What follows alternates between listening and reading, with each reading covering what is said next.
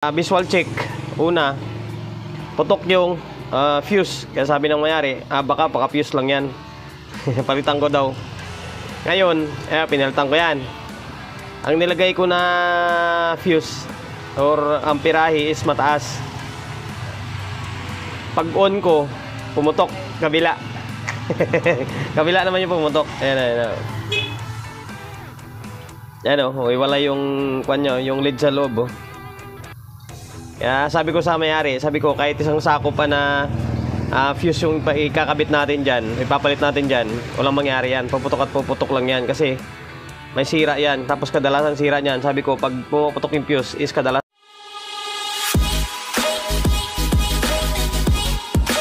Welcome to my vlog. Yun, for today's video, singit muna tayo, mag-entry muna tayo ng integrated.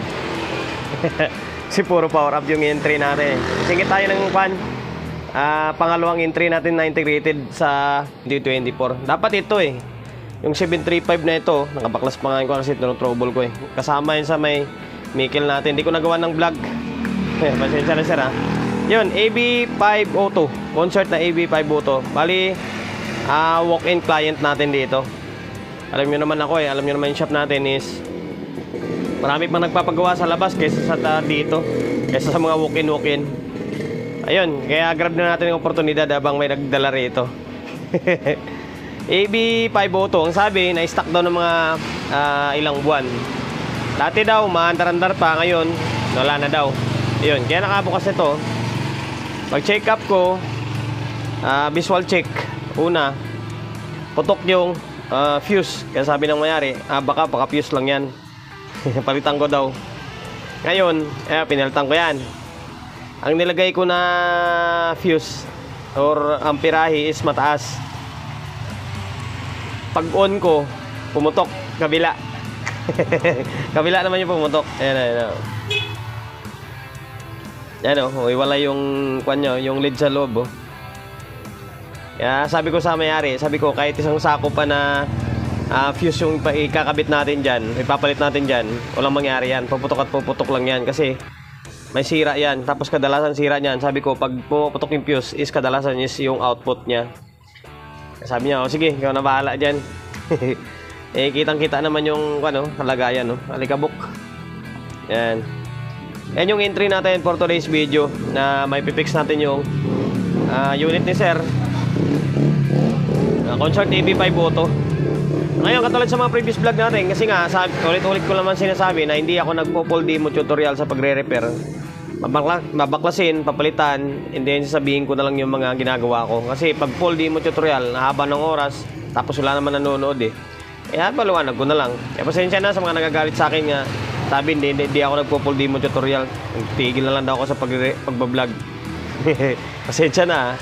Babaklasin ko lang to, and then pag mga ganitong sira, bigay ideya ko lang. Kadalasan pag mga ganyang pumaputok yung fuse, ito output yan. Kadalasan sira dyan. Ngayon, ang gagawin natin is angat natin itong ma-bloke muna para ma-check natin pa isa-isa kung alin yung may problema na channel. Dito ba or dito ba. Ngayon, stay tuned lang kayo. Naibaklas ko na yung board. Tapos nahang ko na yung emitter or yung mga 5 watts na 0.25 na resistor yan. Mamaya na lang natin linisin. Check muna natin. Yan, nakahang yan para mas madali na malaman kung alin yung masira na output. Yan, nakahang yan. Yan, para matesting natin pa isa-isa. Ngayon, paano ngayon to? Mahirap lalo kasi umuwi na yung kapatid ko. Solo flight ulit tayo rito sa my shop. Pasensya na, medyo magalaw yung natin, yung camera natin. Ito dito. Ngayon baliktarin ko yung test prod. Kung kanina pag ganito, baliktarin natin. Si tester natin palyado na rin ito sira nga to. Ito sira agad short. Yan, ito sira dito naman buo to dito, hindi pumalo dito, kumalaw. Baliktarin natin yung test prod. Ito, leak ko. Yan, leak ito. Tapos dito, buo ito. Paling sira dito, itong isa, ito, hindi na ito. Magkapares, ito, tsaka ito. Malamang yan lang yung sira dyan. Kadalasan sa isang channel lang eh. Ito, di gumalaw. Ibig sabihin, buo to. Kasi kadalasan lang naman dyan, shorted eh. Shorted or leak. Ito, buo.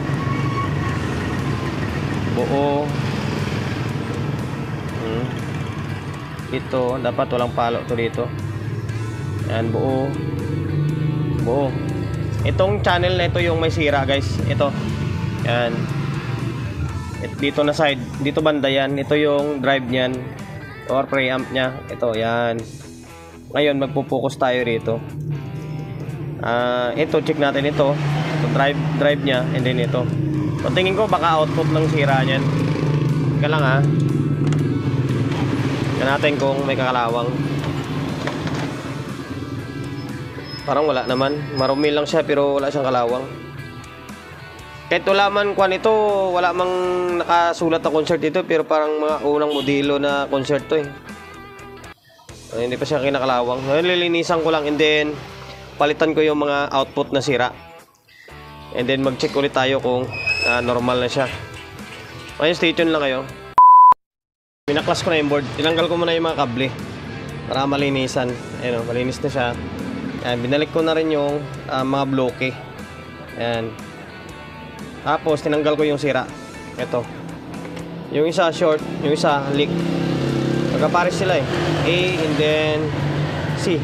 Tsaka hindi ko pala naikwento sa inyo kanina guys. Tingin ko kaya nasira ito kasi pagbukas ko kanina, pagbukas nung dinala dito sa akin kanina yan, napansin ko ito. Lahat ng kulang binding post nasa ilalim yan. Yung itim, lahat nasa taas, kabaliktad. Yan, kasi nilinis daw ng kwanto ng anak ng may-ari. And then, siguro, pag balik ng binding post, nagkabaliktad. Kaya nung unang bungad ko, nakakungkulangin, nawala lang ako sa kwan kanina, nung una. Bakit sabi ko, bakit baliktad? Lahat kamo. Sabi ng may-ari, hindi niya alam. Sabi ng anak niya, naglinis ako, baka mali yung pagkakuan ko. Kaya sabi ko, kaya siguro nadali yung output. Ayoko lang naalala. Ayoko lang na ikwento sa inyo. Isa sa titingnan kong factor yun kung bakit nasira yung output. Kasi yung tunog niya pabalik yung cone. Sukatan muna natin kung yun lang yung sira nyo, yung output lang. So stay tuned lang muna kayo. Naibalik ko na yung kable. Tama ba? Baka mabaliktad tayo. Ayan. Ngayon, sukatan natin kung normal na or hindi pa rin normal. Gamit tayo ng bulb. Yan, nakauna. Hindi nag-relay. Hindi nag-relay. Ito, body ground. Yan ground yan. Tapos, sit sa may 2.5. Ito yung emitter. Sukatan natin. Meron nga. Yan o. Meron pa. May DC out kaya ayaw mag-relay. Ibig sabihin, may problema pa to dito. Kwan. Diba? Dito.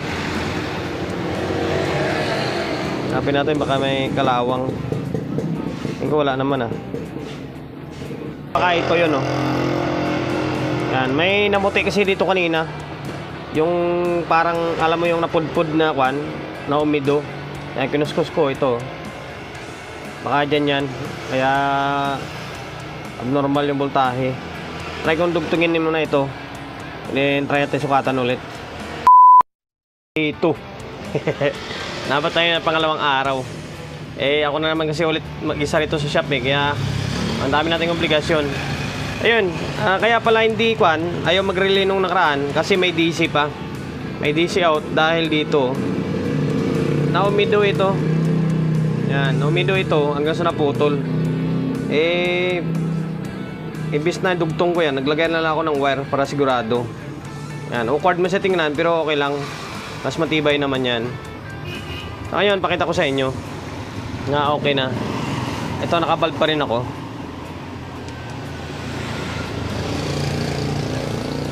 Yan, nag-relay na. Tukatan natin. Pasensya na kayo ha. Medyo nagalaw yung camera natin. Ito.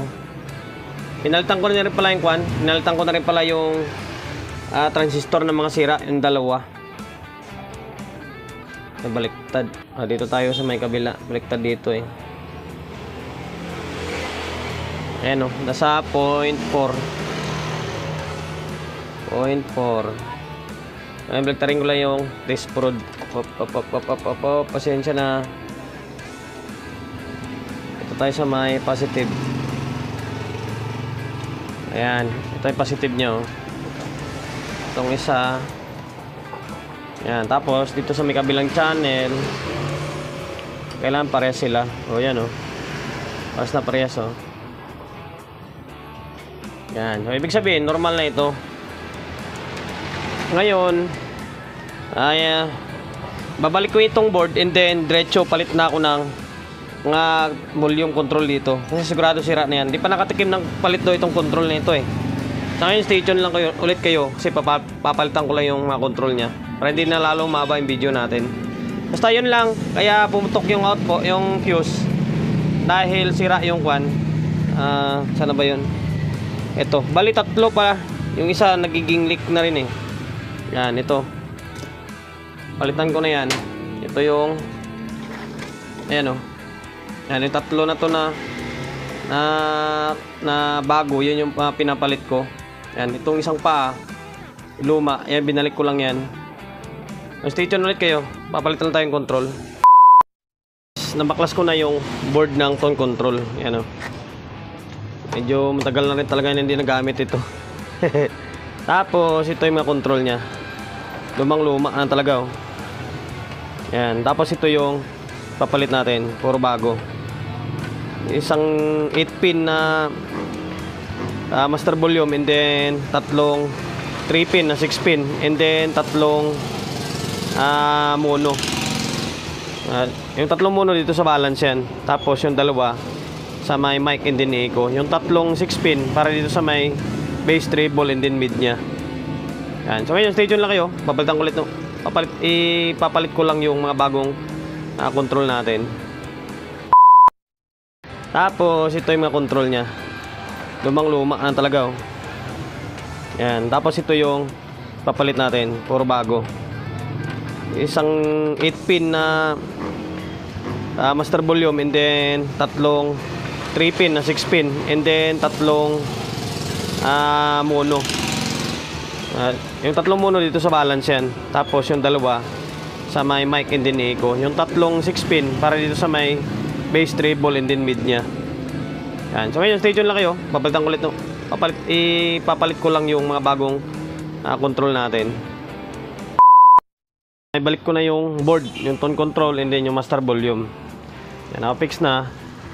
Ito na lang yung hindi na tornilyo, yung main board natin. Lagyan natin ng audio kung meron na. Ito may nakakabit na ano, dalawang speaker. Dalawang sub. Yan. Tapos yung audio source natin is laptop. Ngayon, ito 220 na ako hindi na ako gumamit ng bulb. Ito na yun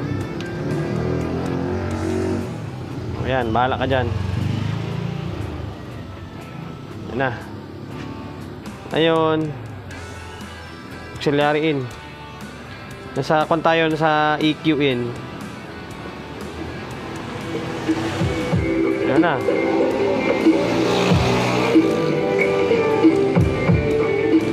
Yan na kabilang channel.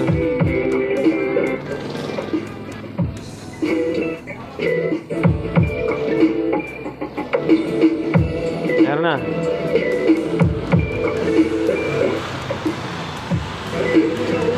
Ngayon, narate pa tong balance.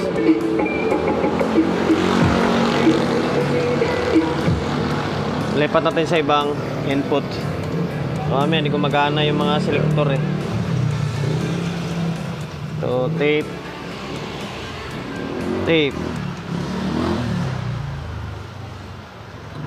Off. Tape. Okay, magana. Magana yung selector. Ngayon, subukan natin yung mic input. Ito, maiwagang mic natin. Yan. Ngayon, testing natin. Meron ng mic. Ang problema, parang walang echo. Walang echo. Ba yan? Wala talaga. Oh. Kailan na na-fix na, saka naman wala pang echo. Pambira talaga. Oh, naka full volume ng echo. Wala talaga.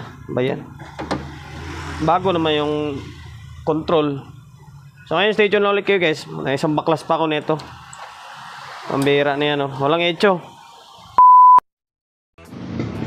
So ngayon guys, ito. Naibalik ko na yung board. Putik na yan. Inabot ako ng katamaran ko. Inabot ako ng katam ko. Alam mo bakit?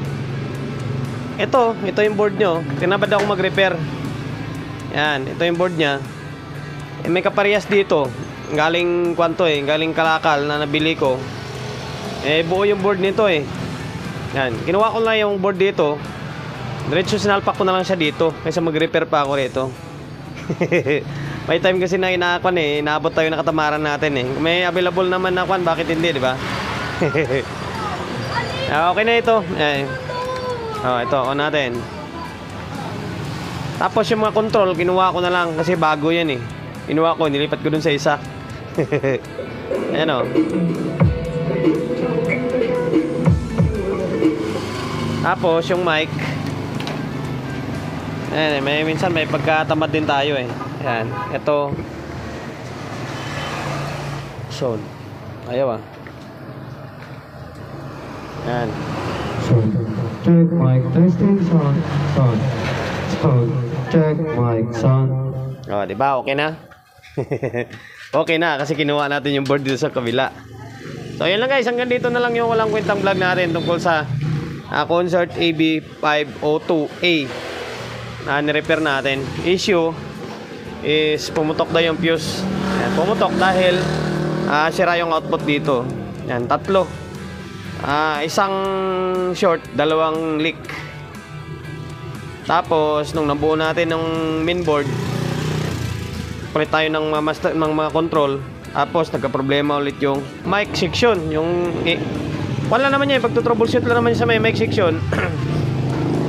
Sukat lang kayo ng voltahe. Kailangan meron dyan 4.5 to 5 volts yung 2399 na yan Yan sa Eco yan, yung IC na yan. Tapos kapag may voltahe tapos wala pa rin, pwede kayo magpalit. Pwede kayo magpalit yung IC na yan. Pagpalit nyo na yun, ganun pa rin, ay magsuyod na kayo dyan sa area lang na yan. Ako tinamad na ako Napalit na lang ako ng buong board na lang. Ayun lang guys, hanggang dito na lang yung entry natin sa integrated na ito. Promotion, bago tayo magtapos, siyempre, shop natin. Always on the go na yung shop natin. Always on the go, 24/7. Hindi hanggang kwan lang. 9, alas 9 na kadalasan yung bukas ko ngayon. Hindi na katulad nung dati na minsan alas 7 bubukas na ako. Ngayon alas 9 na. 9 to 6 number 41 Don Julio Gregorio Street sa Oyo Road sa Oyo, Quezon City. Social media pages natin sa mga hindi pa nakapag-follow, paki-follow, and then siyempre paki-share ng mga walang kwentang video natin sa my Facebook, YouTube channel. Sa mga hindi pa nakapag-subscribe, paki-subscribe, like, share, and then siyempre paki-hit ng bell button sa gilid para updated tayo sa mga susunod na video na i-upload ko. Ingat, God bless, and then peace atin lahat.